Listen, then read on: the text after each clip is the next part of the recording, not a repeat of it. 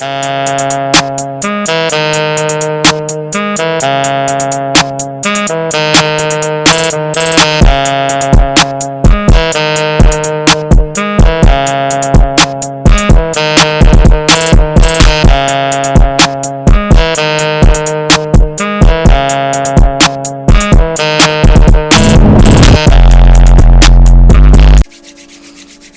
it? YouTube, what it do? It's your boy Black Atheist Rants back with it. This is Everything Wrong in Genesis chapter 26. Let's get straight into it.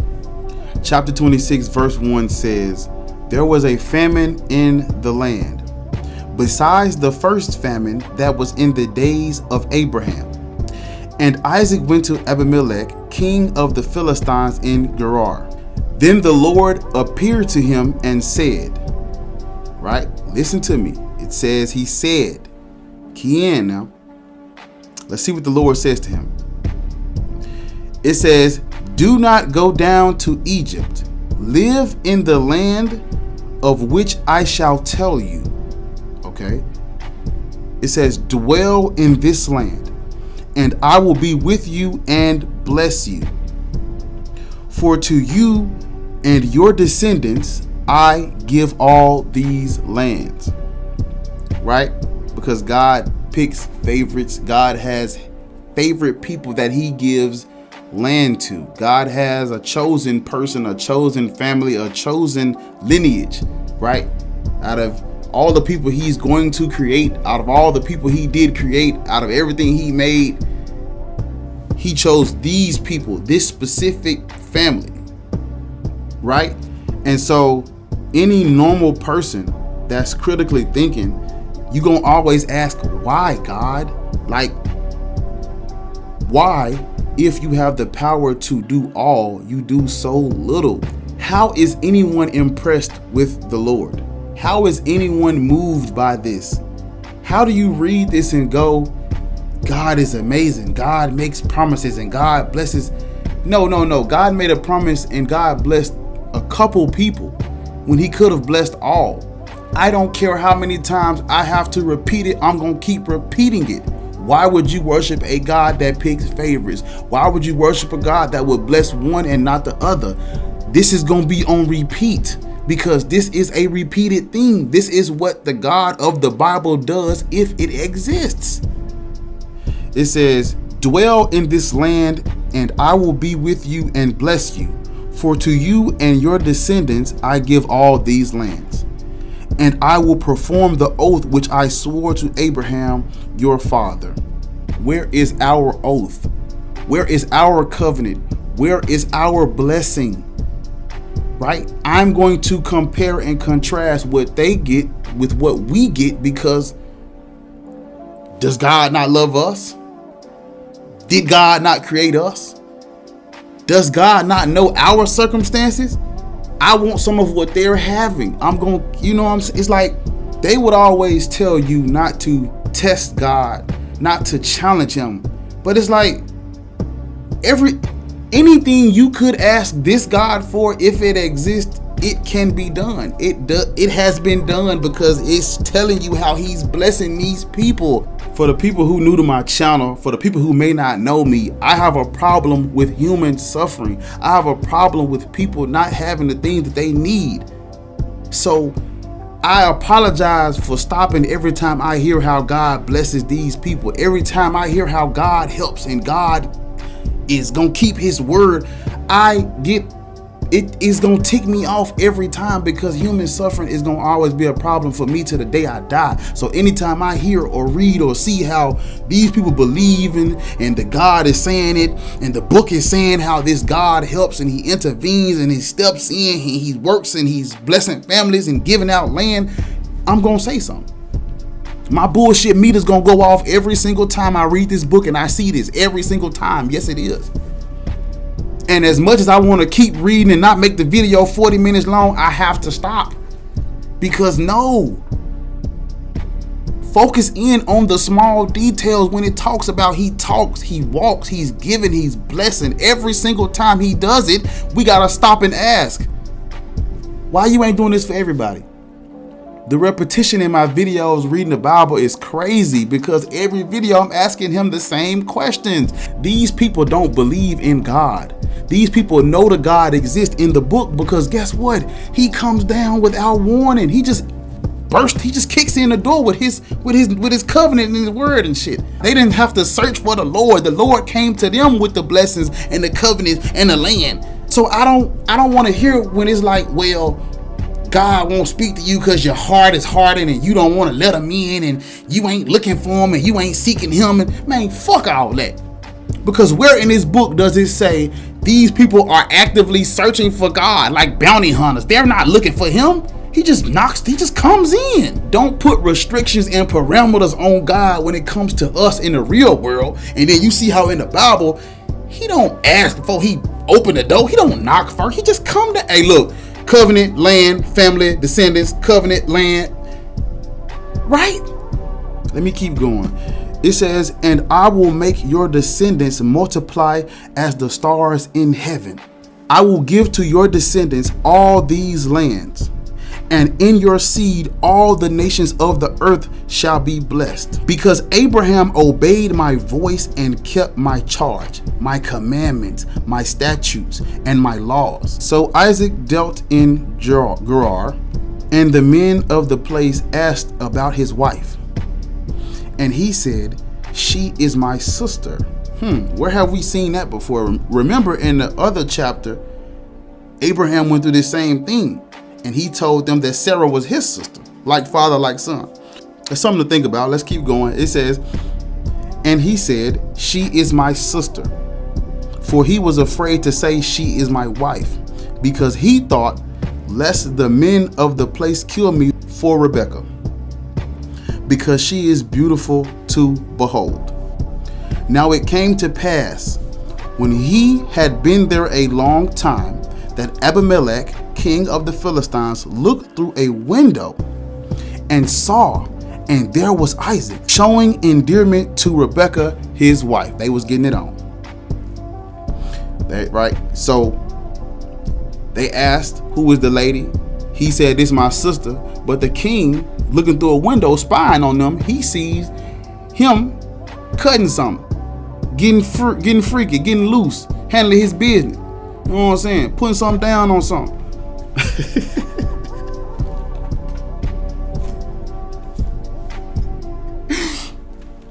You gotta find humor in this bullshit, y'all. You know, I try to make light of a serious situation because this is horrible to read. This fucking sucks. I'm gonna tell you the truth. How do we get through it? Just laugh at it because it's a fucking joke. That's how you do that. Just laugh at this shit. The king is spying on them through a window, freaking. They're getting busy. He's beating something up.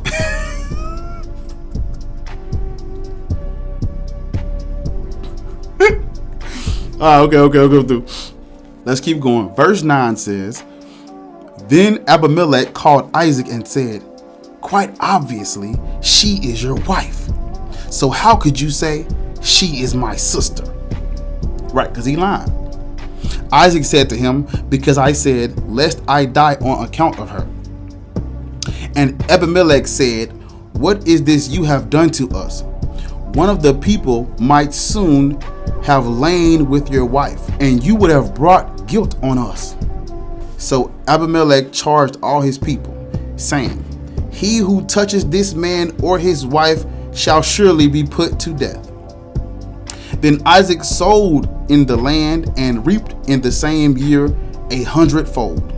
It says, and the Lord blessed him. The man began to prosper and continued prospering until he became very prosperous. Okay, that was weird. Why they word it like that?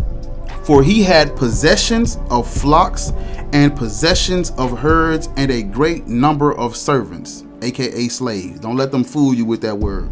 When they say servant, they mean slave in the Bible. You know the Bible supports, condones, and endorses slavery. So anytime you have heard the word servant, anytime in the future I say the word servant, they mean slave. You know that.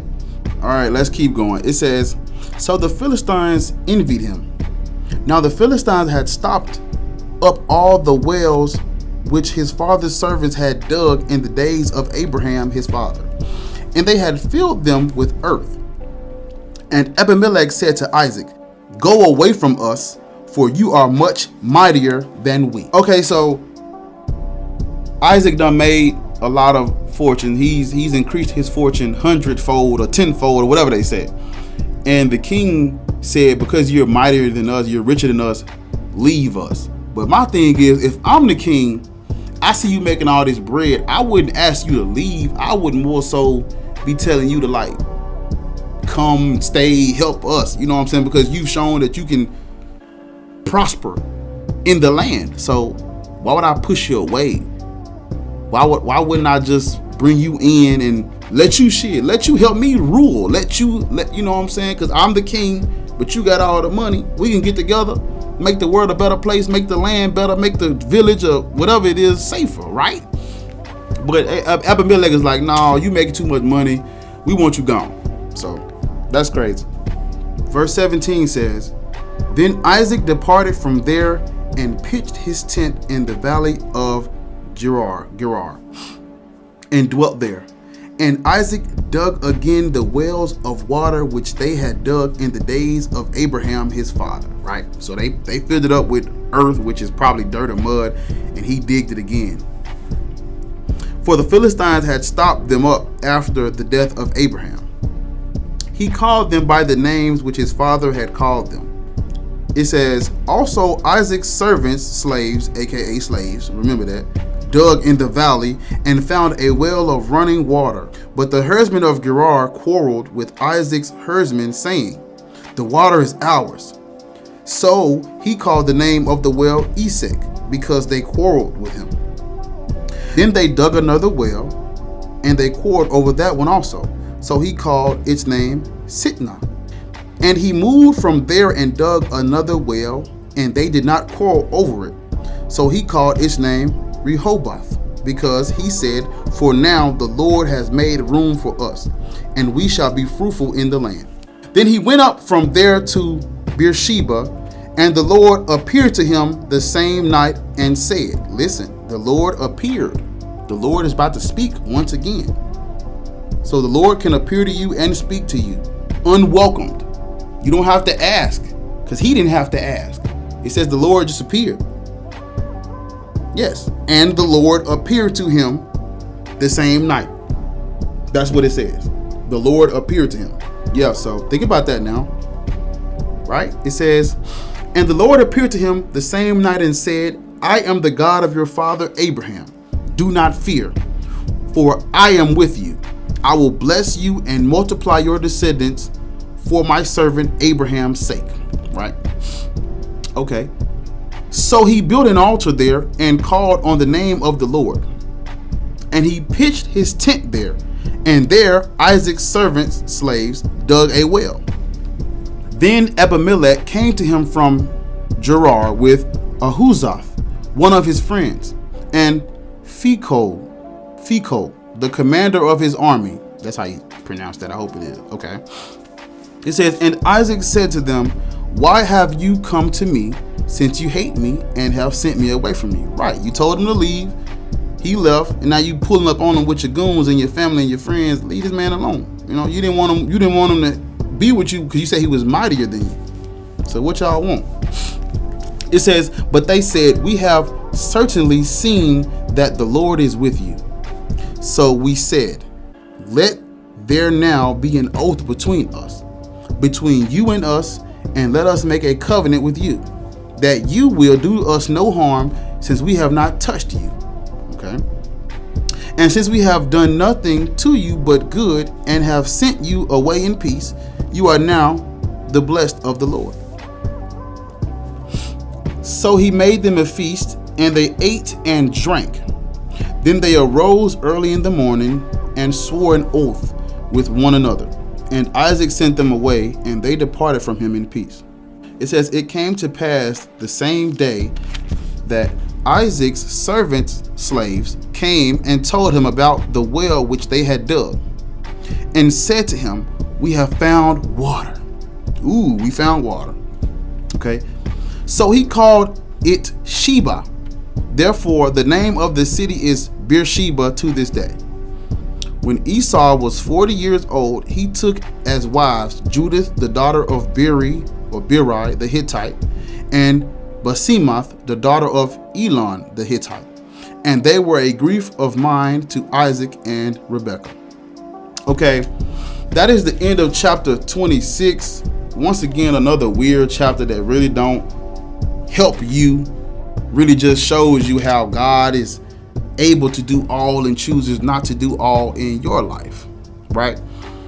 And I get it, this was written in ancient times, but you're told that this is your guide to the galaxy. You're told you're supposed to base your life on this book. So to apply it in the world we live in now is justifiable. So if you read Genesis chapter 26 and you go, okay, God appeared, God taught, God blessed, he made covenants, he made sure motherfuckers were straight, he made a promise to the Father and kept his word with the Son.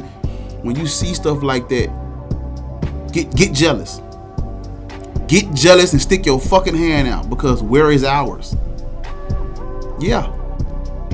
I don't want to hear nothing about the Bible is written in simile, hyperbole, metaphor. If that's the case, start off with that when you go out and proselytize. Hey, look, we got a book.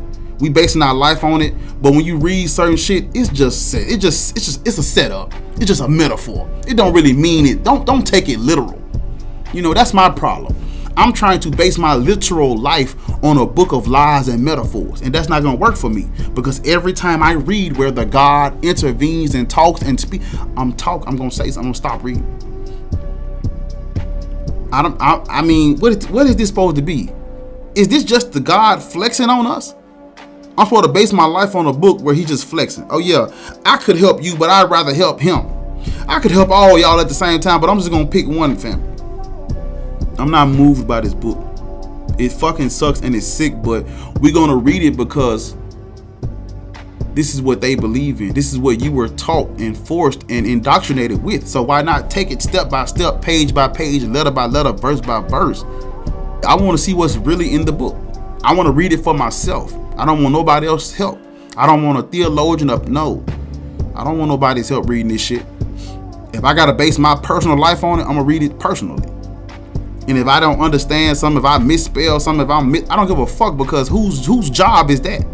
Whose job is that to come down and make sure I understand what the fuck he meant when he was inspiring his word to people who didn't know what the fuck was going on at the time? Not my problem. But that's the end of the video. Thank y'all for rocking with the channel.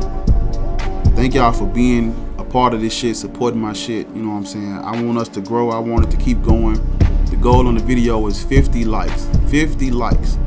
Comment down below and make sure you like the video. 50 likes is the goal. I appreciate y'all for watching. Black Atheist.